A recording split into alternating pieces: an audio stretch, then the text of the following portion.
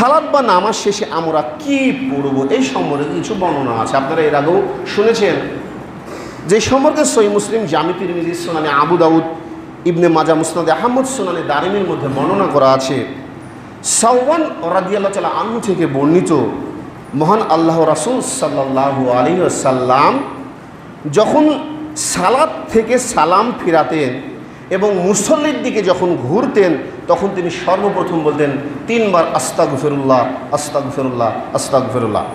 অন্য বর্ণনায় এসেছে রাসূল সাল্লাল্লাহু আলাইহি সাল্লাম বলতেন আল্লাহু আকবার, আস্তাগফিরুল্লাহ, আস্তাগফিরুল্লাহ, আস্তাগফিরুল্লাহ। তবে সবচাইতে উত্তম বিষয় হলো যেটা কয়েকটা হাদিসের মধ্যে বর্ণনা করা আছে, ওটাও হবে, এমন না হবে না, ওটাও হবে। ওটা সবচেয়ে গুরুত্বপূর্ণ বিষয়। সর্বপ্রথম ওই ব্যক্তি যখন সালাম ফিরবে, ফেরার পরে ইমাম সাহেব যখন মুক্তাদিদের দিকে ঘুরবেন, সালাম ফেরার সাথে সাথে ওই ব্যক্তি সর্বপ্রথম বলবেন আস্তাগফিরুল্লাহ, আস্তাগফিরুল্লাহ, আস্তাগফিরুল্লাহ, এটা বলছেন। আর আরও সাথে সাথে সে পড়বে আল্লাহুম্মা আনতাস সালাম ওয়া মিনকাস সালাম তাবারাকতা ইয়া যাল জালালি ওয়াল ইকরাম। এটা রাসূল সাল্লাল্লাহু আলাইহি সাল্লাম বলেছেন। আপনার মনে হয় বুঝেননি আমার কথা, এটা রাসূল সাল্লাল্লাহু আলাইহি সাল্লাম বলছেন। সম্মানিত উপস্থিতি, আমি আলোচনা করছিলাম ইসলামের কয়েকটা গুরুত্বপূর্ণ বিষয়।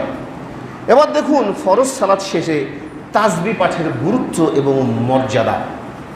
তো এই সম্পর্কে সহিহ বুখারী, সহিহ মুসলিম, সুনানে আবু দাউদ, মুসনাদে আহমদ, সুনানে দারিমির মধ্যে বর্ণনা করা আছে।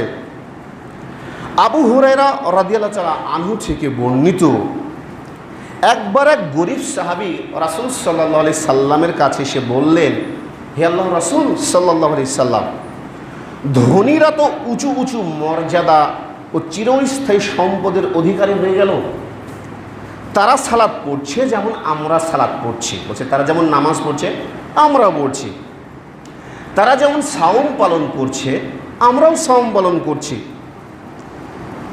তখন বলছে ইয়া রাসূলুল্লাহ সাল্লাল্লাহু আলাইহি সাল্লাম, কিন্তু তাদের বেশি সম্পদ আছে, তাদের অনেক জিহাদ করার ক্ষমতা আছে, তারা অনেক পরিমাণে ওমরা করতে পারে, সাদকাও করতে পারে, আমরা তো তাদের মতো পারছি না, তা আমরা কী করব? এই কথা শুনে রাসূল সাল্লাল্লাহু আলাইহি সাল্লাম বলছেন, আমি কি তোমাদেরকে এমন জিনিস শিখিয়ে দেব না যারা দ্বারা তোমাদের অগ্রবর্তীদের মর্যাদা লাভ করবে এবং তাদের থেকে আগে থাকবে, এবং তোমাদের মতো যে এ কাজ করবে তোমাদের চাইতে কেউ শ্রেষ্ঠতর হতে পারবে না। তারা বললেন, অবশ্যই ইয়া রাসূলুল্লাহ সাল্লাল্লাহু আলাইহি সাল্লাম, আমাদেরকে কথা বলে দিন। তখন রাসূল সাল্লাল্লাহু আলাইহি সাল্লাম বলছেন, প্রত্যেক ফরজ সালাতের পর 33 বার আলহামদুলিল্লাহ পড়বে, 33 বার সুবহানাল্লাহ পড়বে ও 33 বার আল্লাহু আকবার পড়বে। দেখুন আরও আছে এই সম্পর্কে। এবার দেখুন আরেকটা বর্ণনা আছে এই সম্পর্কে, যে এই সম্পর্কে সহিহ মুসলিম, সুনানে আবু দাউদ, মুসনাদে আহমদ, মুওয়াত্তা মালিকের মধ্যে বর্ণনা করা আছে। রাসূল সাল্লাল্লাহু আলাইহি সাল্লাম বলেছেন, যে ব্যক্তি প্রত্যেক সালাতের, বিশেষ করে ফরজ সালাতের পরে, প্রত্যেক সালাতের ফরজ সালাতের পরে 33 বার সুবহানাল্লাহ, 33 বার আলহামদুলিল্লাহ, 33 বার আল্লাহু আকবার পড়বে, মানে 3 33 99 হলো। এবং 100 পূর্ণ করতে, মানে আর একটা তো বাকি থাকে, মানে 3 33 99 আর একটা বাকি থাকে, ওই ব্যক্তি যাতে এটা পড়ে লা ইলাহা ইল্লাল্লাহু ওয়াহদাহু লা শারীকা লাহু লাহুল মুলকু ওয়া লাহুল হামদু ওয়া হুয়া আলা কুল্লি শাইইন কদির, তাহলে তার গুনাহ যদি সমুদ্রের ফেনা পরিমাণও হয় আল্লাহ রাব্বুল আলামিন তাকে ক্ষমা করে দেবেন। সুবহানাল্লাহ। অন্য বর্ণনায় এসেছে এটা যে কালিমায়ে তাওহীদ, মানে একত্ববাদ। আল্লাহ যে একত্ববাদের আপনি ঘোষণা দিলেন, যদি কোনো ব্যক্তি এটা না পারে, যেটা আমি বললাম এই মাত্র কালিমায়ে তাওহীদ, তাহলে ওই ব্যক্তি যাতে 33 বার সুবহানাল্লাহ, 33 বার আলহামদুলিল্লাহ এবং 34 বার আল্লাহু আকবার বলে, তবে তার জীবন দশায় যতদিন বেঁচে থাকবে এটা তার জন্য মুখস্থ করা অতীব জরুরি। মুখস্থ করতে করতে সে যদি না পারে আল্লাহ রাব্বুল আলামিন তাকে ক্ষমা করে দেবেন। তবে আপনারা মৃত্যু পর্যন্ত আপনাকে এটা শিখতে হবে। অত্যন্ত গুরুত্বপূর্ণ বিষয়। মনে হয় আমার কথা বুঝেননি? অত্যন্ত গুরুত্বপূর্ণ বিষয়। আমি আলোচনা করছিলাম ইসলামে অনেক গুরুত্বপূর্ণ বিষয়ের মধ্যে কয়েকটা গুরুত্বপূর্ণ বিষয়। সম্মানিত উপস্থিতি, সালাত শেষে গুরুত্বপূর্ণ দোয়ার মধ্যে আরও কিছু দোয়া আছে। এটা আছে সুনানে আবু দাউদ, মুসনাদে আহমদের মধ্যে বর্ণনা করা আছে। মুয়াজ রাদিয়াল্লাহু তাআলা আনহু থেকে বর্ণিত, একবার রাসূল সাল্লাল্লাহু আলাইহি সাল্লাম তার হাত ধরে বললেন, হে মুয়াজ, মহান আল্লাহর শপথ, আমি অবশ্যই তোমাকে ভালোবাসি, অনেক ভালোবাসি আমি তোমাকে মুয়াজ। তারপর তিনি বললেন, হে মুয়াজ, আমি তোমাকে ওসিয়ত করছি যে তুমি প্রত্যেক সালাতের শেষে অবশ্যই এই দোয়াটি পড়বে। তখন মুয়াজ রাদিয়াল্লাহু তাআলা আনহু বলছি, ইয়া রাসূলুল্লাহ, কোন দোয়াটি? তখন বলছেন, আল্লাহুম্মা আইন্নি আলা যিকরিকা ওয়া শুকরিকা ওয়া হুসনি ইবাদাতিক। অর্থ, হে মহান আল্লাহ, তুমি আমাকে তোমার জিকির করতে, শুকর করতে এবং সুন্দর ইবাদত করতে সাহায্য দান করো। মানে রাসূল সাল্লাল্লাহু আলাইহি ওয়াসাল্লাম এটা বলছেন যে মুয়াজ, তোমাকে আমি অনেক ভালোবাসি, তো তুমি যখনই সালাত আদায় করবে, সালাত শেষে এই দোয়াটা তুমি বেশি বেশি পড়বে। তো সম্মানিত উপস্থিতি, এগুলো সালাত শেষের গুরুত্বপূর্ণ দোয়া আমি আপনাদের সামনে আলোচনা করছিলাম। দেখুন সম্মানিত উপস্থিতি, এবার আমরা জানি যে রুকু সিজদা বেশ কয়েকটা আমরা দোয়া জানি। একটা সুবহান রাব্বিয়াল আযীম, সুবহান রাব্বিয়াল আলা, আরও কি দোয়া আছে? দেখুন এই সম্পর্কে অনেক দোয়া আছে। তো এই সম্পর্কে সহিহ বুখারী, মুসলিম, সুনানে নাসাই, সুনানে আবু দাউদ, ইবনে মাজাহ, মুসনাদে আহমদের মধ্যে বর্ণনা করা আছে। আয়েশা রাদিয়াল্লাহু তাআলা আনহা থেকে বর্ণিত, তিনি বলেন, মহানবী সাল্লাল্লাহু আলাইহি ওয়াসাল্লাম স্বীয় সালাতের রুকু ও সিজদাতে এই তাসবিহটি অধিক মাত্রায় তিনি পড়তেন। কোনটা? সুবহানাকা আল্লাহুম্মা রব্বানা ওয়া বিহামদিক আল্লাহুম্মা গফিরলি। এই দোয়াটা তিনি পড়তেন। আমরা শুধু তো এতটুকুই জানি যে যখন আমরা রুকু করব, সুবহান রাব্বিয়াল আযীম আর সুবহান রাব্বিয়াল আলা, এটা বলব না, আরও অর্থ দোয়া আছে, তার মধ্যে এটা একটা। এর অর্থ কি? যে আল্লাহ, হে আমাদের প্রভু মহান আল্লাহ, তোমার প্রশংসা সহকারে তোমার পবিত্রতা ঘোষণা করছি। হে আল্লাহ, আমাকে আপনি ক্ষমা করুন। এটা হচ্ছে দোয়া। সম্মানিত উপস্থিতি, দেখুন এই সম্পর্কে আরও দোয়া আছে সহিহ হাদিস দ্বারা প্রমাণিত।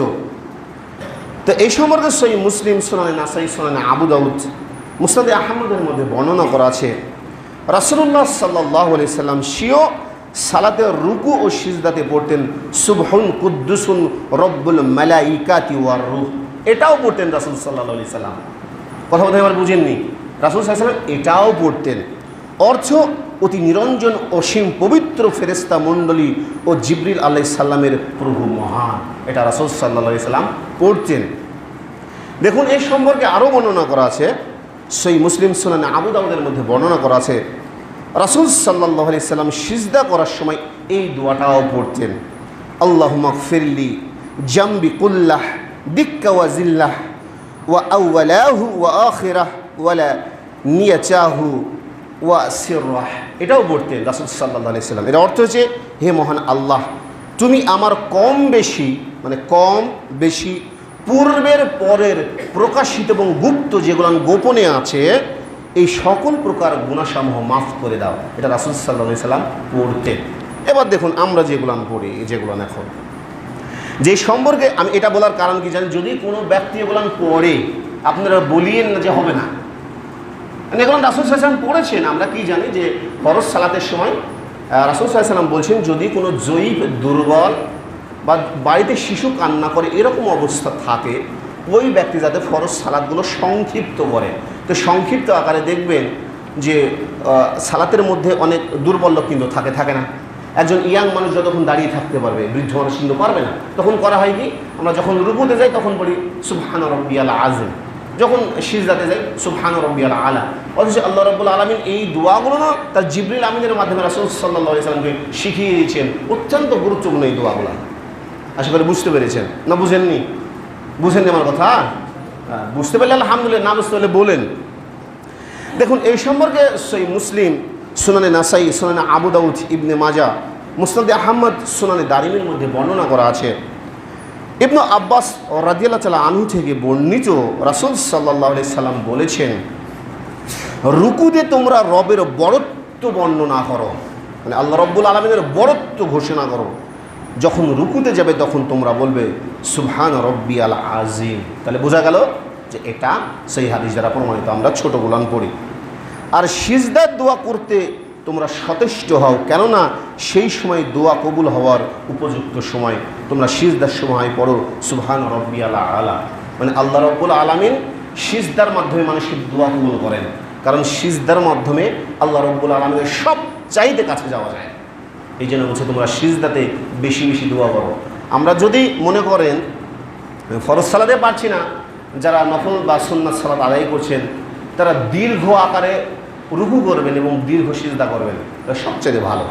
দেখবেন যারা অ্যারাবিয়ান আছে ওরা ছোট ছোট পড়ে, কিন্তু ওরা রুকু এবং সিজদা লম্বা করে, রুকু সিজদা তারা লম্বা আকারে করে।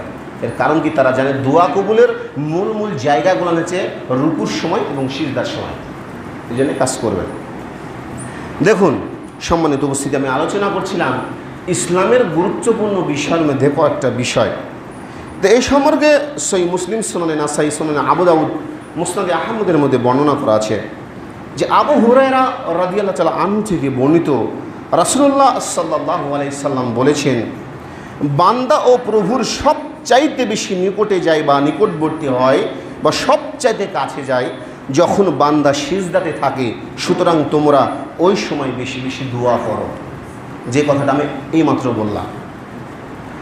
দেখুন বৈঠক শেষের সময় গুরুত্বপূর্ণ কিছু দোয়া, যে যখন আপনি বৈঠকে বসবেন অন্তত আপনারা জানেন যে তিনটা বিষয় পড়া লাগে অন্তত সালাম ফেরার জন্য।